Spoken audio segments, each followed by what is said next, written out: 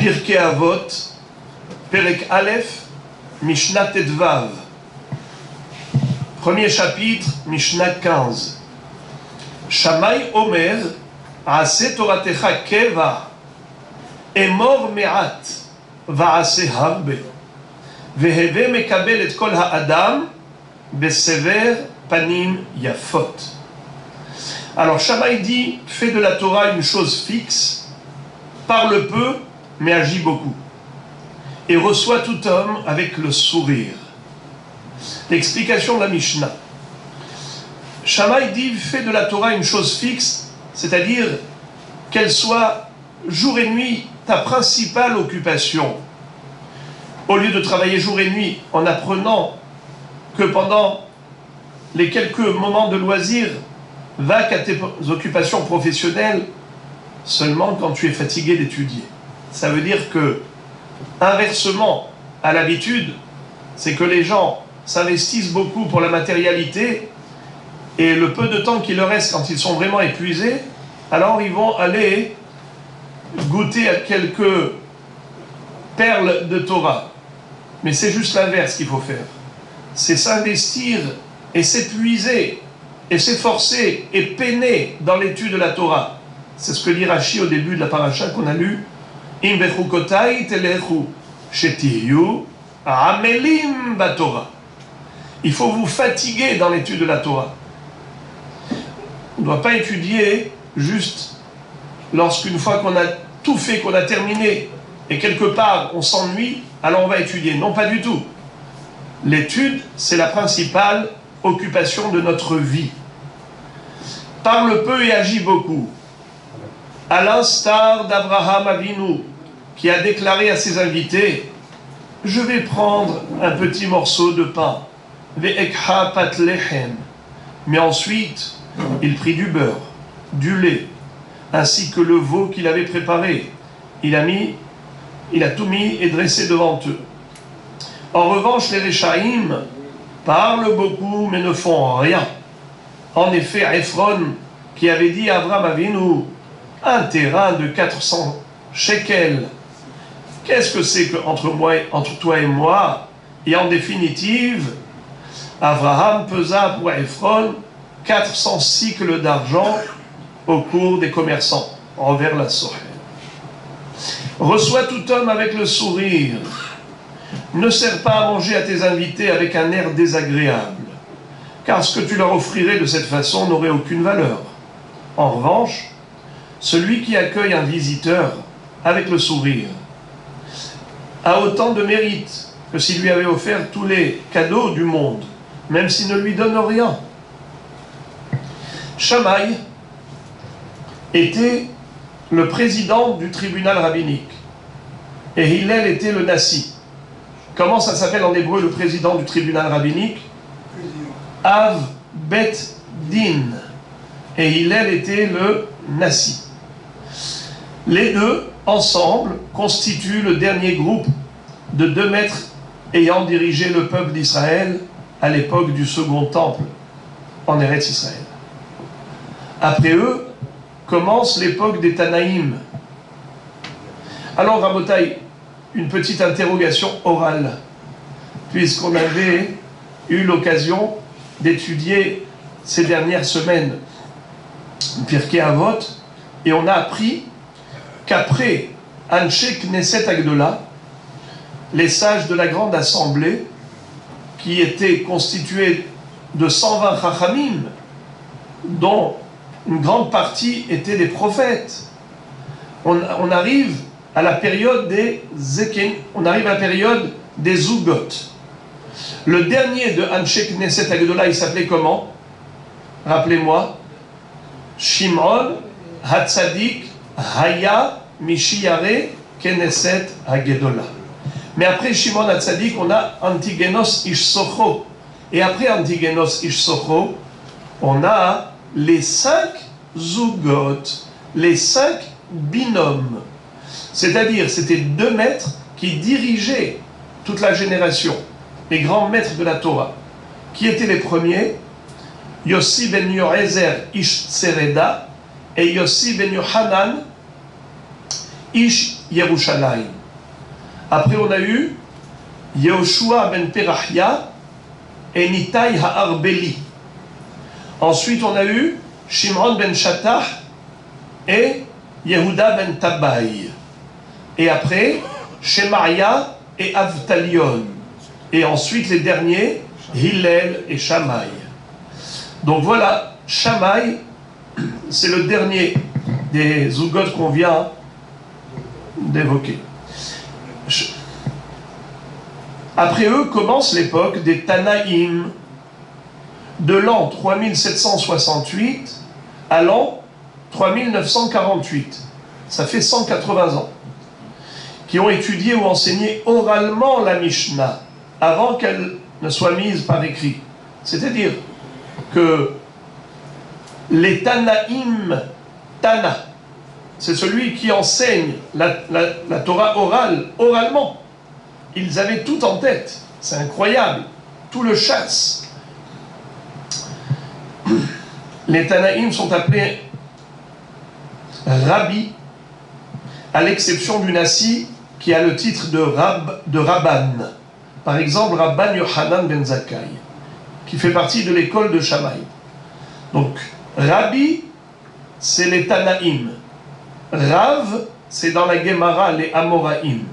Mais en réalité, nous verrons que même les Amoraïm d'Eretz Israël portaient le nom de Rav, de Rabbi, pardon, de Rabbi. Alors, Rabban Yohanan ben Zakkai, c'était le grand maître, c'était le Nassi de la génération. Donc Rabban, notre maître, comme Rabbeinu. Qui étaient les élèves de Shammai Azaken? On avait par exemple Rabbi Yohanan ben Ahoranit, Bava ben Bouta. Certains Tanaïm, comme Shimron ben Azai, sont appelés par leur nom, sans le titre de Rabbi. Comme Shimron ben Azai, Shimron ben Zoma. Ils étaient tellement grands qu'ils n'avaient pas besoin d'un titre en plus. Leur nom suffisait amplement. Comme Yehoshua bin Nun, et ainsi de suite. Après 5 générations de Tanaïm, et une 6e servant de transition, c'est-à-dire 120 ans après la destruction du 2e Beth Amikdash, commence l'époque des Amoraïm, qui va durer 312 ans. C'est-à-dire que, à la fin, après la destruction du Beth Amikdash, on a la période des Tanaïm. Et après les Tanaïm, on a la période des Amoraïm qui va durer 312 ans. En Eretz Israël, ces commentateurs de la Mishnah, les Amoraïm, ont le titre de Rabbi, mais en Babylonie, celui de Rav. C'est-à-dire les auteurs de la Gemara. Et la Gemara, c'est l'explication de la Mishnah. Ils ont duré 3 siècles. Il y en avait en Israël, il y en avait en Babylonie. En Eretz Israël, même les Amoraïm portaient le nom de Rabbi, tandis que les Amoraïm de Bavel, on les nommait Rav, comme Rav Papa, et ainsi de suite. Rav Huna, Bered et Rav Yoshua. Shammai, le Zaken, mangeait tous les jours en l'honneur du Shabbat. Car lorsqu'il trouvait un bel animal, il le destinait au Shabbat. S'il en trouvait un plus beau, il le laissait pour Shabbat et mangeait le premier. C'est-à-dire, les amis, quand vous trouvez une bête qui est grasse, qui est belle, qui est bonne, vous l'achetez l'Irvot Shabbat. Mais le lendemain, vous trouvez au marché une encore meilleure. Qu'est-ce que vous vous dites? Allez, je vais l'acheter, la deuxième l'Irvot Shabbat. Et combien je vais acheter l'Irvot Shabbat? Combien de bêtes? 3, 4, 5, à chaque fois que je trouve une plus belle. Pour pouvoir acheter la plus belle, l'Irvot Shabbat, je suis obligé de manger la précédente. Donc ça s'appelle qu'il a mangé toute sa vie l'Irvot Shabbat. Car il ne pouvait pas se permettre d'acheter une autre qui était meilleure, l'Irvot Shabbat, s'il n'a pas mangé la précédente. Donc c'est ce que dit la Gemara dans Betsa, Shammai Hazaken, Kol Yamav hu achal l'Irvot Shabbat Kodesh. car même ce qu'il mangeait le dimanche et le lundi, c'était les repas de Shabbat, parce que sinon, il ne pouvait pas se permettre d'acheter une plus belle pour Shabbat. Lui, Shammai Azaken, il faisait le chinour, l'éducation de ses enfants, pas depuis l'âge de 5, 6 ans, 7 ans. Depuis la naissance, déjà, il initiait ses enfants au mitzvot. Écoutez l'histoire. Il initiait ses enfants à la pratique religieuse dès leur naissance. Sa bru, sa belle-fille, ayant accouché à Sukkot, qu'est-ce qu'a fait Shammai? Il ôta le chaume du toit. Ça veut dire qu'il a raclé de sur le toit tout le béton, le ciment, l'argile. Il n'a laissé que les poutres de la toiture. Et qu'est-ce qu'il y a mis à la place du chaume? Il y a mis là-bas du srach. Vous savez où? Au-dessus du lit du bébé. Pour que le bébé qui était en dessous soit recouvert de srach. Donc il a enlevé une partie de la toiture, il a mis du scar. Il y étendit des branchages au-dessus du lit du nouveau-né pour que celui-ci soit dans la souka, bien qu'un mineur ne soit pas astreint au mitzvot. À Yom Kippour, il voulut donner à manger à son enfant avec une seule main, pour faire béchinouille de manière inhabituelle. Mais ses haverim, ses collègues l'obligèrent à le faire avec les deux mains. C'est-à-dire que on a le droit de donner à manger aux enfants même à Kippour, ce n'est pas mouktsé, il faut le faire même des deux mains. Où est-ce qu'il est enterré? Il est enterré à l'entrée de Méron. Et qui est enterré pas loin de lui? Eh bien sa belle-fille. C'est extraordinaire. Parce que, en quelque sorte, elle a adhéré au halachot de son beau-père Shammai Azaken. Vous imaginez les affaires de belle-mère et de beau-père? Elle aurait pu dire, mais qu'est-ce que ça veut dire ça? De retirer le toit au-dessus de mon bébé. Et quoi? C'est mon bébé, c'est pas le sien. Mais comme elle acceptait toutes les halachot de Shammai Azaken, elle a eu le scoop d'être enterrée à côté. Et ses élèves se trouvent également là-bas, près de Rabbi Shimon Bar Yochai, avant l'entrée de Méron, à 2 km du parking, sur le sentier qui grimpe dans la montagne. Si vous voulez avoir, les amis, une belle carte d'Eretz Israël qui nous indique les tombes, c'est-à-dire les tombes de tzadikim, regardez la dernière page de ce livre. Tournez la dernière page.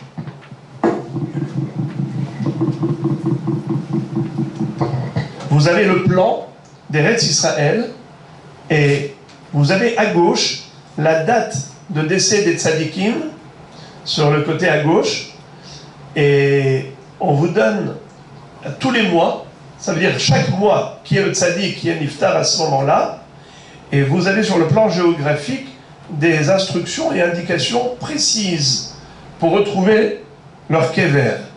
Si vous souhaitez pèleriner là-bas.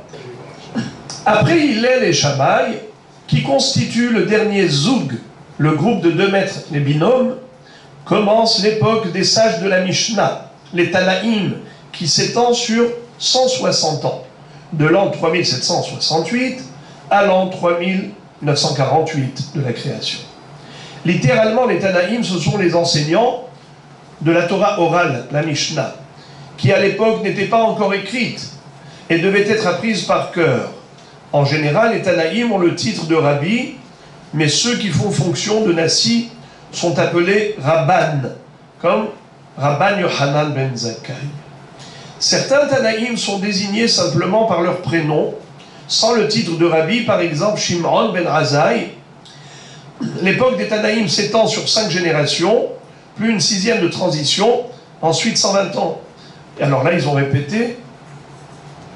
Ouais, ils ont répété exactement pareil. Je crois que c'est une erreur. Ils ont fait un copier-coller. C'est du plagiat. Dans le même livre. Hein? Ouais, dans le même livre. C'est exactement. Donc je saute et je passe à Shammai. Shammai recommande d'accueillir les invités avec le sourire Dans le 3e chapitre, Rabbi Ishmael nous incite à le faire avec joie. De même à propos du verset, les yeux seront pétillants de vin et les dents plus blanches que le lait. Qui est-ce qui se souvient où est-ce qu'il est écrit ce pasouk? En hébreu. Qui veut me dire comment se dit ce pasouk en hébreu? Hachlili enaim miyayin ulven shinaim mehalav. Les yeux sont pétillants de vin et les dents plus blanches que le lait. Nos maîtres enseignent à ce propos, il est préférable de montrer des dents blanches à son prochain en lui souriant, plutôt que de lui donner à boire du lait. Gadol malbin shinav lahavero yoter mimashkehu halav. Imaginez-vous, si on avait quelqu'un qui était là, devant la porte de la synagogue, et il se met à servir à tout le monde un verre, une tasse de lait, de café au lait. Ah, on aurait dit, quel merveilleux bonhomme, c'est extraordinaire. Eh bien, celui qui sourit à l'autre est considéré encore plus important. Gadol malbin shinav lahavero mimashkehu halav. Rabbi Matia ben Harash recommande de saluer toute personne en premier. Heve makdim shalom lechol adam. Et il est attesté que personne n'a jamais réussi à saluer Rabbi Yochanan ben Zakkai en premier. Il se montrait aussi courtois, même à l'égard des goïms qu'il rencontrait au marché. C'est-à-dire que Rabbi Yochanan ben Zakkai, le Nassi de la génération, jamais tu n'arrivais à lui dire Shalom Aleichem avant lui. C'était lui le premier qui te saluait. Un jour, raconte la Gemara dans Ta'anit, page 20, une histoire d'un Rav. Il s'appelait Rabbi Shimon ben El-Hazar. À ne pas confondre avec Rabbi El-Hazar ben Rabbi Shimon bar Yochai. C'est juste le contraire. Lui, il s'appelait Rabbi Shimon ben El-Hazar. Lui avait étudié beaucoup de Torah. Mais comme il était encore jeune, il a eu un peu d'orgueil. Alors qu'est-ce qu'a fait Eliyahu Hanavi? Il est venu le mettre à l'épreuve. Il s'est déguisé, il s'est présenté à lui comme un homme laid et moche. Et quand il le croise, il lui dit « Shalom Alecha Rabbi ». Eliyahu Hanavi qui s'est déguisé. « Shalom Alecha Rabbi ». Il dit à Rabbi Shimon ben El-Hazar. L'autre lui dit « Dis-moi, dans ta ville, là où tu habites, il y en a beaucoup des gens comme toi, aussi laids, aussi moches ?» Il lui dit « Écoute, si tu as une réclamation à faire, va te plaindre auprès de l'artisan qui a fabriqué ce kéli. C'est pas moi qui me suis créé. Il y a un créateur du monde. Donc s'il a fait quelque chose de moche, va te plaindre et te lamenter à Hachem. Eh bien, il a compris qu'il a mal fait. Il va lui demander pardon, mais vous allez voir qu'il ne va pas lui pardonner jusqu'à la fin. Un jour, Rabbi Shimon, fils de Rabbi Lazare, se promenait à Dodan au bord d'un fleuve. Heureux et fier d'avoir étudié la Torah chez son maître à Migdal Gedor, il rencontra un homme très laid. D'après Rashi, c'était le prophète Élie qui était venu le mettre à l'épreuve. Cet homme le salua en disant « Que la paix soit sur toi, mon maître, Shalom Alecha Rabbi ». Au lieu de répondre à son salut, Rabbi Shimon lui dit « Voria, comme tu es laid. Les habitants de ta ville sont tous aussi laids que toi ?» L'autre lui répondit « Je ne sais pas. Va dire à l'artisan qui m'a créé, comme il est moche et laid l'objet que tu as fabriqué. » Rabbi Shimon descendit immédiatement de son âne, se prosterna devant l'homme en implorant son pardon. L'autre lui dit « Je ne te pardonnerai pas avant que tu ailles dire à l'artisan qui m'a fait, comme il est laid l'objet que tu as fabriqué. » Rabbi Shimon le suivit jusqu'à sa ville. Tous les habitants sortirent à sa rencontre, à la rencontre de Rabbi Elazar bar Shimon, en lui disant « Shalom Alecha Rabbi, Shalom Alecha Rabbi ». L'homme leur dit « Si c'est un maître de Torah, pourvu qu'il n'y en ait pas beaucoup comme lui en Israël. » Quand ils lui demandèrent pourquoi il parlait de la sorte, il leur raconta comment Rabbi Shimon l'avait vexé. Alors ils lui dirent « Pardonne-lui malgré tout, car c'est un grand érudit. Il leur répondit, je lui pardonne juste pour vous faire plaisir, mais à condition qu'il n'agisse plus de cette façon. Rabbi Shimon entra alors au Beth Midrash et enseigna, il faut toujours être aussi tendre qu'un roseau et ne jamais être dur comme un cèdre. Les olam yeh adam rach kakane, ve'al yeh kaché ka'erez. Et ce qui est très étonnant, c'est que Shammai Hazaken, célèbre pour sa rigueur, c'est lui qui nous dit qu'il faut accueillir tout le monde avec rayonnement, avec sourire. Shammai Omer, Heve mekabel et kol ha'adam besever panim yafot. Ce qui veut dire que, quand Shammai était rigoureux, Chas v'shalom, ce n'était pas de la colère. On s'imagine que Hillel Hazaken, c'était un tempérament sympathique, agréable. Shammai, c'était un nerveux coléreux, Chas v'shalom. Shammai Hazaken prenait la défense de la Torah avec rigueur, parce qu'il ne voulait pas permettre qu'on néglige le kvod à Torah. Mais lorsqu'il s'agissait d'une relation personnelle, bien sûr qu'il était agréable. Et c'est lui qui nous enjoint. Mais il était le défenseur de la Torah. Et la Gemara dans Shabbat d'Aflamed Aleph, après nous avoir raconté les trois histoires, que Shammai a repoussé le prosélyte, la personne qui voulait se convertir au judaïsme, avec rigueur, parce qu'ils avaient des prétentions surréalistes. Et Hillel Hazaken les a accueillis agréablement, les a convertis au judaïsme, malgré leur folie, entre guillemets. Mais après, il les a remis sur le droit chemin. Eh bien, la Gemara nous dit qu'en effet, il ne faut pas être aussi strict et rigoureux et inflexible comme Shammai.